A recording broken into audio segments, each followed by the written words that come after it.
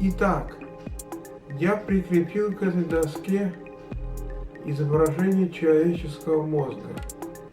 Почему я это сделал? Потому что я изобрел наиболее рациональный вид мышления. В этих фильмах идет речь о техническом изобретательстве. Но в принципе мой метод годится для любого вида умственной работы. Здравствуйте, я Валентин. Мы начинаем последнее, заключительное занятие по теме «Как стать профессиональным изобретателем». Я хочу еще раз сказать то, что я говорил не так давно, может быть, в прошедшем или, может быть, в фильме, который был до прошедшего фильма.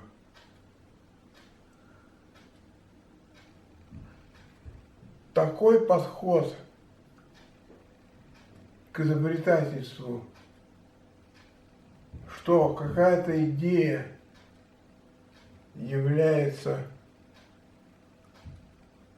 прототипом для следующей идеи, он неправильный. То есть она может являться прототипом, но более эффективный метод изобретательства – это использовать идею, к которой ты уже пришел, как пищу для размышления, то есть окончательный, наилучший, самый рациональный вариант изобретения должен быть не обязательно похоже на то, что было до этого. Ну а теперь о более конкретных вещах. В прошлой части я пришел к такой идее. Гибкая механическая поверхность, которая меняет свою форму так же легко, как, допустим, какое-то полотенце, но может фиксировать свою форму. К внутренней части этой поверхности подвешены кольца, на них натянута резина, из резины торчат небольшие штыри. В принципе, как я уже говорил в прошлый раз, идея оригинальная. В ней есть новизна. Но ее недостаток заключается в том, что технически ее осуществить очень сложно. Вчера, после съемки прошлого фильма, я опять не смог удержаться и обдумывал свои идеи не в процессе съемки. Но я помню все очень точно, какими были аналогии, во сколько баллов я их оценивал и так далее. То есть я расскажу, как я дошел до окончательного варианта изобретения вчера, но очень подробно. В общем, я взял за отправную точку эту идею. Этот лист нам больше не нужен. Я оценил ее эмоциональное воздействие на меня в плюс 8 баллов по 20-бальной шкале, состоящей из 10 положительных и 10 отрицательных баллов.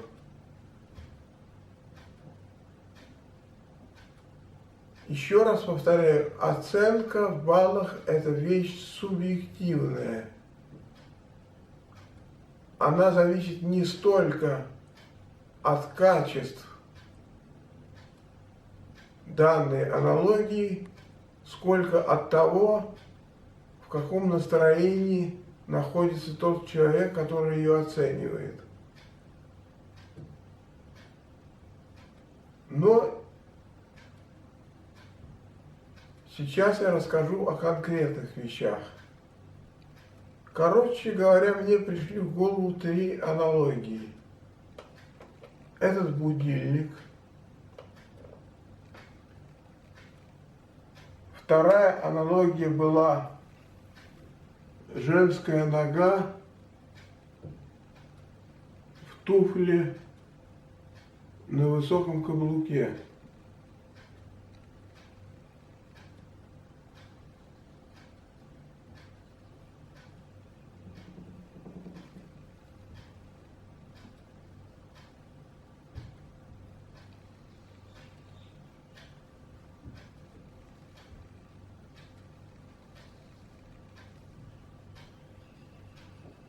Третья аналогия – это было женское бедро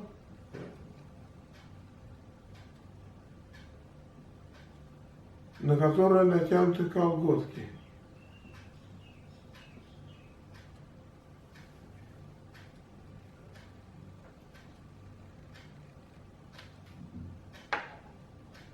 Часы я сразу отказался от этой аналогии, потому что ее оценка была в 4 балла.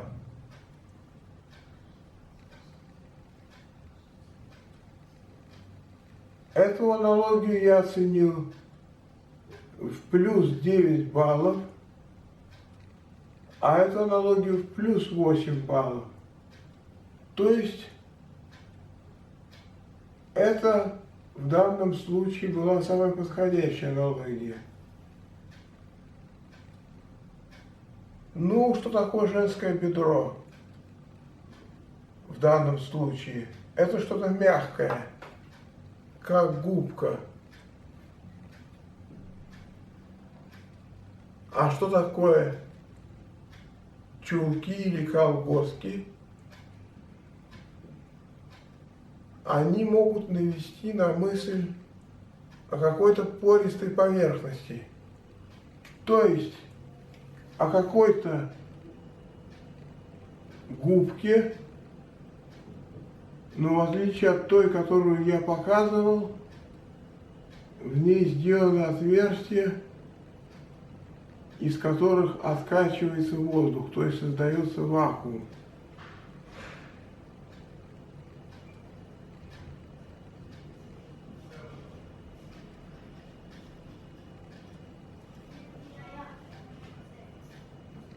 Это уже окончательный вариант изобретения. Губку можно поднести механической рукой к какому-то предмету, она примет его форму,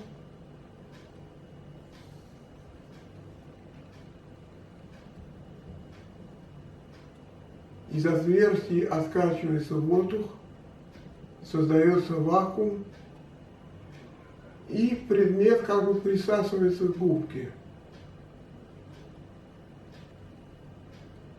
Но все-таки эта идея еще не доработана до конца.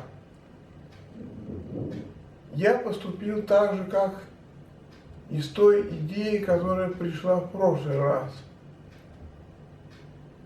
Я оценил ее в баллах, но с другой целью. Не чтобы от нее отказаться, а чтобы ее усовершенствовать. Оценка была в плюс 9 баллов, то есть такая же, как и оценка с туфлей. На что похож каблук? На клапан. Клапан имеет такую форму. Это на меня навело на мысль,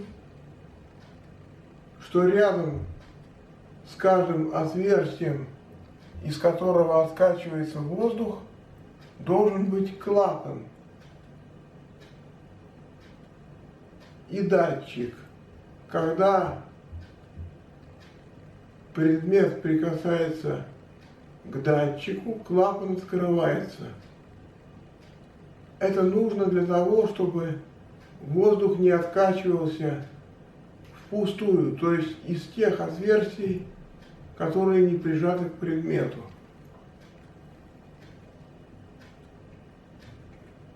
Привожу пример. Подношу губку, то есть не эту губку, а ту, о которой я говорил, к какому-то предмету сложной формы, прижимая к нему. Она к нему присасывается из-за вакуума. То есть это практически модель изобретения, или вернее его окончательный вариант, который во всех отношениях совершенней, чем человеческая рука. И управлять этой механической рукой, то есть не рукой, а губкой, гораздо проще, чем управлять манипулятором, похожим на человеческую руку.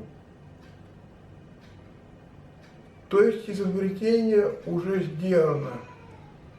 Я своей цели добился.